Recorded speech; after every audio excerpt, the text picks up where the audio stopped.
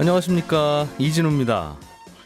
코로나19로 외출이 줄어들었죠. 그래서 가게를 방문하는 일도 많이 줄긴 줄었는데 몇 번 안 되는 가게 방문하는 기회를 사람들은 어떻게 활용하고 있을까 조사를 해봤더니 단골 가게를 찾는 빈도가 훨씬 더 높아졌다는 통계가 나왔습니다. 코로나19와 같은 외부 충격이 결국은 기업 간의 부익부 비익빈을 심화시킨다는 추론과도 맥을 같이 하는 통계인데요. 잠시 후에 이 얘기 좀 나눠보겠고요. 최근에 은행들이 기준금리 인상을 대비한 금융상품들을 내놓고 있습니다. 그중에 하나가 시중금리가 오르더라도 주택담보대출 금리는 그만큼까지 오르지는 않는 이른바 금리 상한형 대출 상품이라는 건데요. 이 상품의 장단점 잘 비교해 드릴 테니까 혹시 주택담보대출 미리 받고 계시거나 아니면 받을 예정인 분들은 오늘 이 내용 잠깐 잘 들어보시고 도움이 좀 되셨으면 좋겠습니다. 중국의 지난 2분기 경제성장률이 발표됐는데 시장의 전망보다 성장폭이 좀 적었습니다. 수출은 예전만큼 잘 되고 있는데 중국 국민들이 의외로 지갑을 잘 안 여는 모양이에요. 중국이 기침을 하면 우리나라는 감기에 걸린다는 말이 요즘 있을 정도로 중국 경제는 또 우리나라 경제와도 긴밀하게 연결되어 있는데 오늘은 또 중국 경제 얘기도 잠깐 들어보겠습니다. 7월 19일 월요일 손에 잡히는 경제 광고 잠깐 들으시고 바로 시작하겠습니다. 네, 오늘도 복잡하고 어려운 경제 뉴스들 쉽게 시원하게 전달해 드리겠습니다. 오늘도 손에 잡히는 경제 박세훈 작가님, 김현우 행복자산관리연구소장님, 그리고 배우 강동원 씨를 닮은 외모로 유명하다고 마포구 상암동 일대에서는 소문이 자자한 Y스트릿의 이대호 기자 오랜만에 오셨습니다. 어서 오세요. 안녕하세요. 예, 안녕하세요. 예. 이대호 기자님. 그 작가님이 안 그래도 여기다 적어놓으신 거 보고 예. 다음부터 오지 말란 소리구나.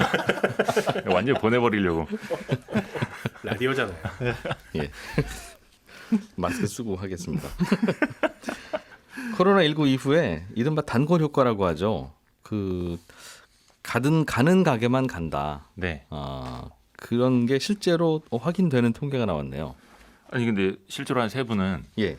코로나 터진 이후에 새로운 가게를 막 이렇게 개척해서 가보신 적이 있으세요? 그러니까 가게 갈 기회가 많이 줄어들긴 맛집 줄어들었는데 찾아가고 막 멀리 가보고. 일부러 다니진 않아요. 생각해보니까 새로운 데 가본 적은 별로 없는 것 같네요. 한 1년간. 이게 이제 통계로 드러난 건데요. 예.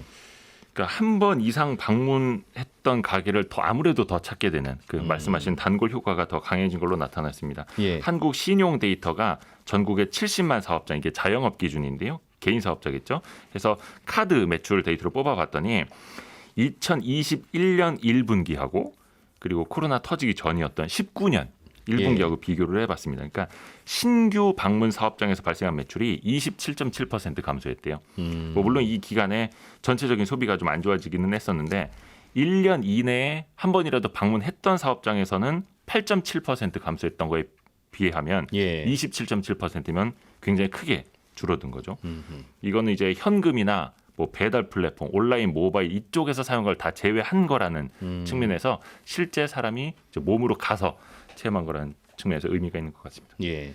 가는 곳 위주로 간다는 뜻이에요, 사람들은. 그렇죠. 그랬다가도 정말 지겨워야 이제 다른 곳 찾는데 네. 워낙 밖에 외출할 기회가 많이 줄다 보니 지겨울 새가 없었다. 그런 뜻인가요? 그럴 수도 있겠죠. 아예 나가는 것 자체가. 예. 가끔 나가는 거니까 옛날에 한번 갔던 곳에 그래도 가서 괜찮았던 곳으로 가서 네, 실패할 그렇죠. 확률을 줄이자. 뭐 그런 심리였던 것도 같고. 맞아요. 그러니까 식당을 예로 들자 아무래도 뭐 맛도 그렇고 위생적으로도 그렇고 지리적으로도 그렇고 나 스스로 안전하다라고 뭐 인정이 되거나 검증이 된 곳만 갔다라는 뜻으로 이제 해석할 수 있을 텐데요. 또 하나는 불필요하게 동선을 확대하지 않았다라는 뜻으로도 볼 수 있을 것 같습니다. 예. 대표적으로 이제 각종 모임이 줄어들었다. 그 영향이다 이렇게 해석할 수도 그렇죠. 있는데. 되게 모임 갖게 되면 새로운 곳에 가죠. 그렇죠. 뭐 어디에서 만나자 이러면 이제 찾아서 가게 되는데 이제 그런 것들이 이제 많이 줄어들었기 때문 아니냐 이런 해석들이 나오는 거고요. 그렇겠네요. 모임 안 가졌다는 결과가 여기 나오는 거네요. 예. 요 통계를 보면은 특히나 이런 새로운 가게를 덜 찾는 현상이 대도시에서 더 많았더라고요. 예. 그러니까 서울시, 울산시, 경남, 뭐 부산시 이런 순으로는 30% 안팎으로 상대적으로 더 많이 줄었습니다. 또 아시다시피 아무래도 오프라인 소비를 온라인으로 많이 돌린 것도 좀 영향이 있었을 것 같고요. 예. 그 통계청 소매 판매 중에 온라인 쇼핑 거래액 비중 보면요. 19년 기준으로 연간 21.4%였거든요. 우리 소비 한 5분의 1 정도가 온라인이었었는데 이게 2020년 연간으로는 26.7%까지 올라왔고 올해 5월 기준으로는 28%대 거의 이제 30%에 육박을 하고 있습니다. 야, 이거 숫자는 잘 기억해 두어야 되는데 소매 판매 중에 장바구니 인터넷에서 장바구니 담아서 결제하는 비중이 그렇죠. 온라인 모바일. 와 2년 전만 해도 20%였는데 이제는 30%네요. 그렇죠. 반올림 하면. 네. 소비자들의 동선이 짧아졌다는 데이터도 있던데 그것도 생각해 보면 당연한 거예요. 그렇죠? 그렇죠. 예. 멀리 안 다니니까. 아까 그 동선을 우리가 많이 줄이게 됐다라는 거였는데 이게 네. 지난 4월 통계입니다. 그 1년 전 4월하고 비교한 건데 140.7km 나왔대요. 신한카드 회원들의 평균 소비 동선이 그게 1년 전에는 186.8km였는데 예. 25% 줄어든 거죠. 예. 모임 안 가지면 이렇게 되죠. 똑딱 집에서 어디 뭐 그렇죠. 직장에서 다시 집에 와서 잠깐 뭐 사러 갔다가 얼른 들어와서 이러면 그렇죠. 동선이 줄겠죠. 예. 이게 결국은 뭐 코로나 때문에 생기는 자연스러운 현상이기도 할 텐데 이제 네. 이럴수록 되는 장사만 되고 또 안 되는 장사는 더 안 되고 뭐 그런 걱정도 같이 나오더군요. 네. K자 회복이라고 해서 뭐 이 K자가 이제 양극화라는 거잖아요. 그렇죠. 되는 건 위로 위로 아래로 상승하고, 벌어지면서 안 되는 곳은 아래로 내려가고 기업들의 경우도 그렇습니까? 기업들도 이제 데이터를 뽑아 보니까요.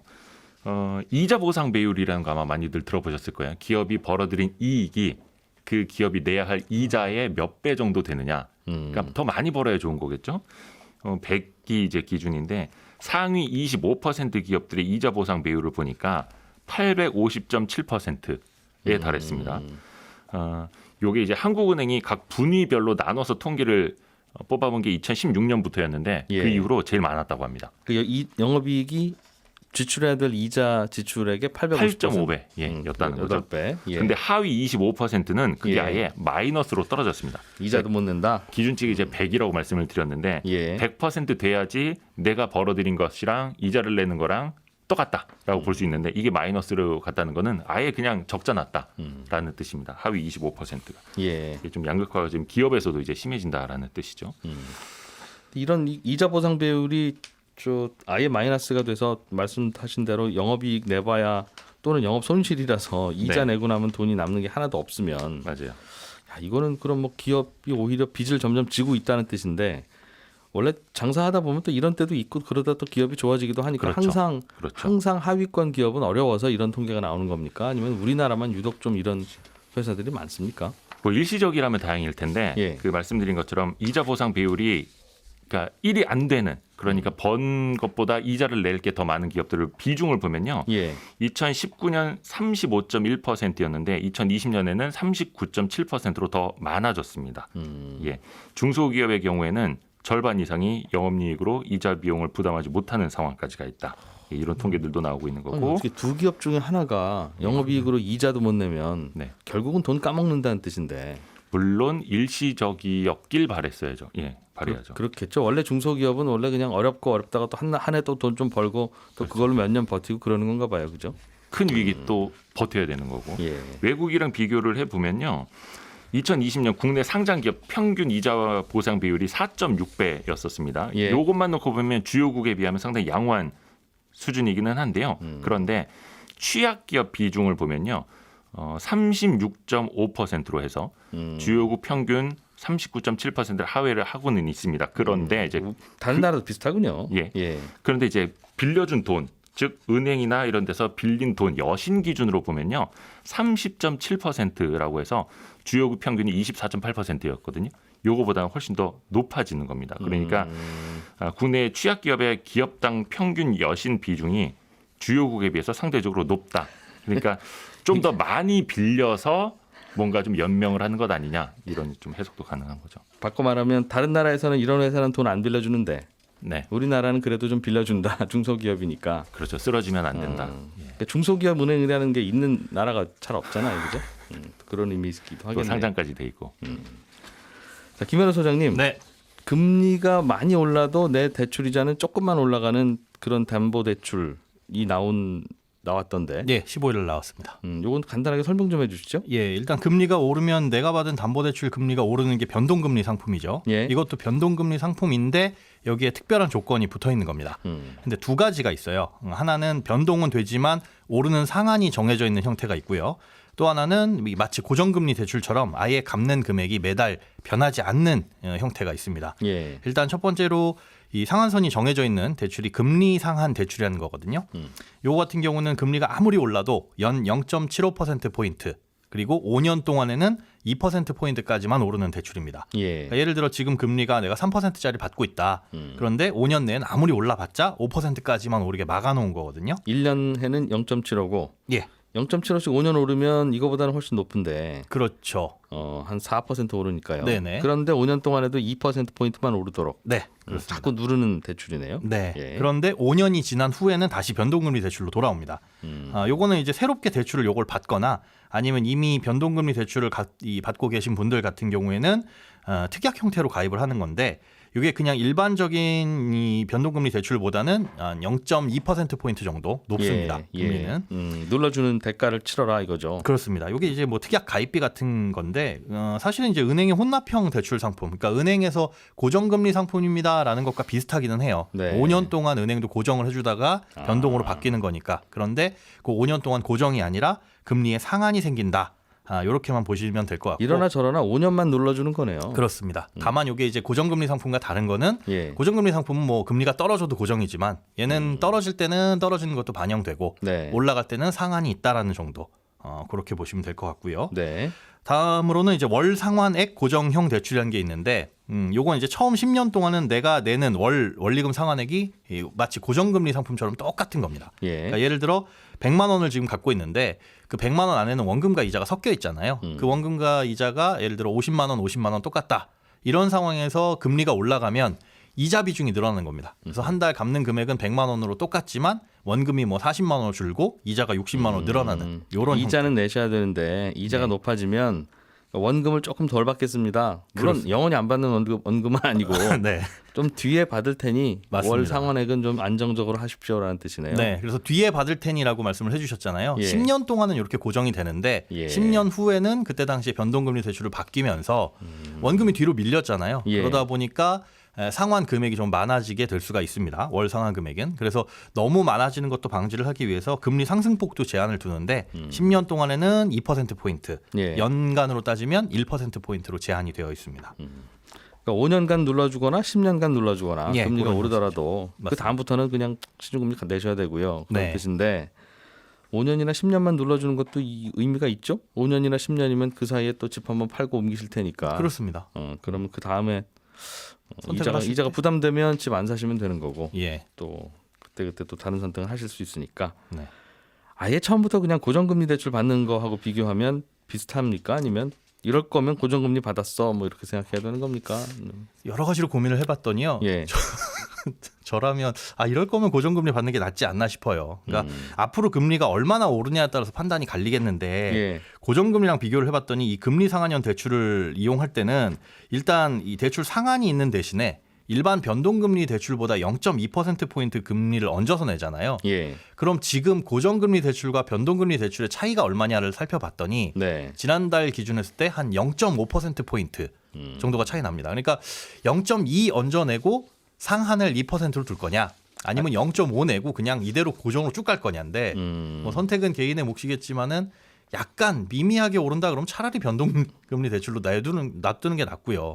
아니라고 한다면 그냥 고정금리 대출로 고정을 시켜놓는 게 낫거든요. 예. 그러다 보면 이게 0.2%포인트를 얹어내면서 얻는 이득이 그렇게 큰가라는 생각도 좀 들고요. 다만 이제 월 상환의 고정형 대출 같은 경우에는 변동성을 줄이는 데는 조금 도움이 될 수 있을 것 같아요. 그러니까 10년 동안은 금리가 오르든 어떻게 되든 예. 내가 갚는 금액이 매달 똑같으니까 뭐 특히나 신혼부부 같은 경우에 중간에 아이가 태어나서 맞벌이를 그만두게 된다거나 이런 변수들이 많이 있잖아요. 예. 그런 변수가 있는 상황에서 금리로 인해서 내가 한 달에 내는 고정 비용의 지출이 왔다 갔다 바뀌지 않는다는 그 10년 동안의 고정적인 그런 장점은 있는데 이 월 상환의 고정형 대출은 추가 금리 내지는 이런 특혜를 받는 데한 대가를 치러야 합니까? 예, 치러야 합니다. 그 요것도? 금리가 0.2에서 0.3%포인트 정도 높습니다. 그래서 요것도 조금 매달 고정은 되지만 금리가 오르면 또 월 상환액도 원금 상환액도 줄어드니까 이건 여유가 생기면 의무적으로 조금 개인이 갚아 나가는 그런 의무감을 가지고 상환을 하시는 게 좀 좋을 것 같습니다. 그 세상에 공짜는 없어요, 그죠? 네, 그렇습니다. 0.2에서 0.3이면 조금 높지 않나 싶은 생각도 있기는 있어요. 뭐가 좋을지는 모르는 겁니다. 결론적으로는. 예. 네, 아무도 뭐가 모르는 겁니다. 좋을지는 모르는 거고 그냥 이런 게 있다 말씀드리는 거고. 네, 그렇습니다. 이게 그리고 1년 정도 운영을 해보다가 인기가 얼마나 있고 시장에서 반응이 얼마나 있느냐에 따라서 연장 여부는 또 결정을 한다고 합니다. 요즘 안 그래도 여기저기 신문에서 대출 금리를 많이 오른다. 네. 한국은행 기준금리를 오른다는 말만 했지 아직 오르지는 않았는데. 예. 그래서 벌써부터 이렇게 오르면 야 이거 어떡하지? 이제 이런 뉘앙스의 뉴스들 꽤 나오던데. 어제 엄청나게 쏟아졌더라고요. 영끌, 비투, 2030 어쩌나. 그런데 그렇게 걱정하실 일은 아닙니다. 그러니까 금리가 작년에 비해서 오르긴 했는데 대출에 따라서 차이가 굉장히 크거든요. 예. 주택담보대출의 경우에는 고정금리 받으신 분들은 사실 아무 상관 없고요. 고정금리니까. 그렇죠. 예. 코픽스를 기준금리로 삼는 변동금리가 이제 시중금리가 바뀌면은 변동이 되는데 이게 작년보다 올해에 비해서 0.1에서 0.15%포인트 올랐어요. 1년 동안. 예, 1년 동안. 근데 그 1년 동안 오른 게 심지어 7월 15일에 코픽스가 발표된 걸 반영했을 때. 그러니까 7월 15일 지난주 금요일이죠. 최근에 오른 거다. 이거 최근에 올랐습니다. 이조차도. 예, 지난주 목요일까지만 하더라도 작년보다 낮았습니다. 금리가.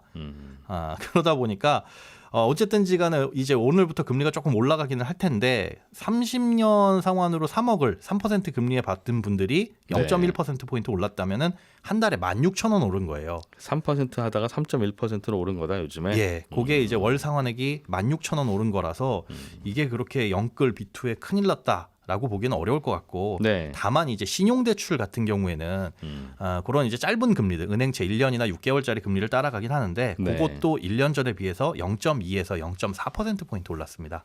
아직까지 그렇게 작년 1년 전에 비해서 크게 오른 것은 아니다라고 볼 수가 있겠죠. 그렇군요. 이게 한국은행 기준금리는 이번 올해 올리는 건 확실한 것 같아요. 예. 8월에 올린다는 분들도 있고 그래도 10월에는 올리냐? 올릴 것 같다는 분들도 있고 어쨌든 올해 한 번은 올릴 것 같고 네. 내년에도 그 여세를 벌어서 한 번쯤 더 올릴 가능성도 좀 있다는 분들이 꽤 있던데. 네. 문제는 그러고 나서 또 더 올릴 거냐? 아니면 그냥 딱 두 번 올리고 말 거냐? 거냐? 하는 거에 대한 의견은 많이 엇갈리더군요. 네. 그래서 이제 얼마나 걱정해야 되는지도 거기서 결정되는 걸 텐데. 자, 최근 시중 이자율은 그렇게 움직이고 있고 중국의 경제 성장률까지 우리가 걱정해야 되는가 싶긴 한데 한번 같이 걱정해 보죠. 박성훈 작가님. 걱정해야 됩니다. 자, 우리나라 수출 물품이 100개라면 그중에 한 25개 정도가 중국으로 가고 있기 때문에 예. 중국 경기가 좋으냐 안 좋으냐 우리에게 매우 직접적인 영향을 줍니다. 그리고 중국 경기가 계속 안 좋으면 중국 돈 위안화의 가치가 떨어지거든요. 우리나라 돈 원화의 가치는 중국 돈 움직임하고 비슷하게 움직입니다. 그러니까 중국 돈 원화 가치가 떨어지면 우리 돈 원화 가치도 떨어지기 때문에 예. 환율 관심 있는 분들에게도 중국 경기는 아주 중요한 얘기입니다. 위안화가 가치가 떨어질 수 있다는 거죠. 중국의 경제 성장률이 떨어지면. 그렇습니다. 그럼 원화 가치도 떨어질 거고. 그렇습니다. 그럼 달러가 비싸질 거고. 그렇죠. 해외에 뭐 유학생이나 가족들 보낸 분들은 이 뉴스가 안 좋은 뉴스네요. 그렇습니다. 내가 잘못한 건 없고 중국이 잘못한 네. 건데. 참 오묘합니다. 중국이 뭘 잘못했냐면 예. 2분기에 경제 성장을 잘 못했어요. 지난 1분기에는 전년 대비 18% 정도 성장했거든요. 근데 2분기에는 확 떨어져서 전년 대비 7.8% 성장했습니다. 작년 1분기 성장률이 마이너스 6.8%였다가 이후에 차츰차츰 회복을 하더니 2분기에 확 떨어졌고 앞으로도 성장세는 둔화될 거다라는 게 시장의 지배적인 전망입니다. 지금 말씀드린 숫자는 작년하고 비교하는 건데 작년에는 이제 코로나 때문에 워낙 들쭉날쭉해서 그렇습니다. 요즘 나오는 숫자들 중에 전년 동기 대비 이거 보면 이게 도대체 무슨 뜻인가 그렇긴 하니까 일단은 그냥 스쳐서 지나가도 정도만 이해하시면 되고 네. 어쨌든 1분기에 좋았던 것보다는 2분기에는 조금 좀 가라앉는 것 같더라. 많이 가라앉았죠. 그렇다는 얘기죠? 네. 네. 코트라에서 발간한 자료 찾아봤거든요. 근데 중국이 지금 수출은 굉장히 잘하고 있어요. 예. 13개월 연속 수출이 증가하고 있고 1월에서 5월 사이를 기준으로 보면 중국 주요국들 가운데 수출 실력은 가장 좋아요. 점수로 치면 거의 더블 스코어였는데 문제는 내수 활성화가 안 되고 있습니다. 소비가 예. 안 살아나고 있다는 건데 지난달 소매 판매를 보니까 코로나 기저효과를 반영해도 1년 전보다 한 12% 늘어났거든요. 근데 지난 1월, 2월에 30%가 넘었어요. 늘어난 정도가 그렇습니다. 작년에 비해서 근데 4월, 5월, 6월 석 달 연속 내리고 있고 소비를 이끈 품목들을 봤더니 자동차나 가전제품 같은 고가 제품은 좀 느는 반면에 식음료 같은 거는 소비량이 코로나 당시와 크게 다르지 않았기 때문에 경기가 회복은 되고 있으나 그 여파가 서민층까지는 퍼지지 않고 있는 거다라는 해석이 나옵니다. 그렇군요. 그래서 중국인들이 수출도 잘 되고 그러면 왜 돈을 좀 쓰면 좋은데 돈을 안 쓰실까? 이제 이런 네. 고민은 하고 사실 우리도 많이 지적받는 거죠. 그렇습니다. 한국은 수출은 잘하는데 항상 내수가 문제다. 네. 중국도 그런 얘기 듣고 있는 것 같고. 네. 크게 한 세 가지 정도 해석이 나오는데 예. 하나는 일반론적인 것부터 말씀드리면 중국 국민들이 여전히 코로나19가 재발할 수 있다라고 보고 있는 거다. 그러니까 경제가 언제 어떻게 될지 모르기 때문에 불안해하니 돈을 안 쓰고 모으고 있다는 거예요. 예. 그래서 실제로 제가 찾아보니까 중국의 소득 대비 저축률이 2010년에 39%, 그러다가 꾸준히 떨어져서 코로나19 이전인 2019년에는 소득 대비 저축률이 한 33%까지 떨어졌거든요. 그래도 좀 버는 돈을 꽤 쓰시기 시작했는데. 그렇습니다. 근데 올해 1분기 저축률을 보니까 44%로 확 올라왔습니다. 저축률이 늘었다는 거죠. 예. 다른 하나의 해석은 뭐냐면 다른 나라들은 코로나19로 경제가 어려워지니까 기준금리 낮추고 시중에 돈 열심히 풀고 지원금 명목으로 주머니에 돈도 직접 찔러주고 이렇게 했는데 중국은 그렇게 안 했다라는 겁니다. 예. 우리나라 기준금리랑 비슷한 역할을 하는 게 중국의 지급 준비율이라는 건데 예. 작년 4월에 한번 내리고 지금까지 안 내리고 있다가 최근에서야 조금 내렸거든요. 예. 그래서 요 영향도 소비에 영향을 준 게 아니냐라는 해석이 있고 마지막 하나는 요건 좀 그냥 재밌는 분석인데 중국의 젊은 사람들이 돈을 안 쓰고 있어서 소비가 안 살아난다는 거예요. 왜 안 쓰냐? 최근에 중국에서 생긴 신조어 중에 탕핑족이라는 게 있습니다. 예. 이게 바닥에 누워서 아무것도 하지 않는 사람들이라는 의미인데 탕핑족이라고 네. 불러요. 예. 열심히 공부해도 취업도 안 되고 어렵게 취업했더니 일은 너무 많고 일 열심히 많이 해봐야 부동산 가격 올라서 집도 못 사고 그러니 열심히 돈 벌지 말고 생계 유지비 정도만 벌어 쓰자. 이런 움직임들이 있다는 거예요. 중국 젊은이들 가운데. 아, 중국 얘기예요? 그렇습니다. 우리나라 얘기인 줄 아셨죠? 중국이 그렇습니다. 예. 근데 20, 30대 청년들이 소비 성향이 워낙 강한데 이 사람들이 돈을 적게 벌고 적게 번 만큼 안 쓰다 보니까 소비가 안 살아나고 그래서 그렇다. 그렇습니다. 알겠습니다. 중국이나 우리나라는 뭐 이유도 비슷하고 비슷비슷하네요. 네, 그렇습니다. 조금 좀 살아나면 좋은데 사람들 마음이라는 게 또 이렇게 쉽게 잘 안 움직이지죠. 예. 예, 김현우 소장님 오늘 대출금리 이야기 좀 해주셨는데 갈아타실 분들은 이런 대출금리 금리 상한형 뭐 이런 거 좀 생각해 볼 만합니까? 네, 금리 상한형 대출은 특약 가입만 하면 되는데 예. 대신에 월 상환의 고정 대출은 새로운 대출을 받는 겁니다. 요거는 이제 심사를 받아야 되니까 은행에다가 꼭 옵션으로 걸어주세요 하는 것도 있고. 예. 알겠습니다. 김현우 소장, 박세훈 작가 그리고 이대호 기자 세 분과 함께했습니다. 고맙습니다. 감사합니다. 고맙습니다. 예, 11시 5분에 손에 잡히는 경제 플러스에서 또 다시 찾아오겠습니다. 이진우였습니다. 고맙습니다.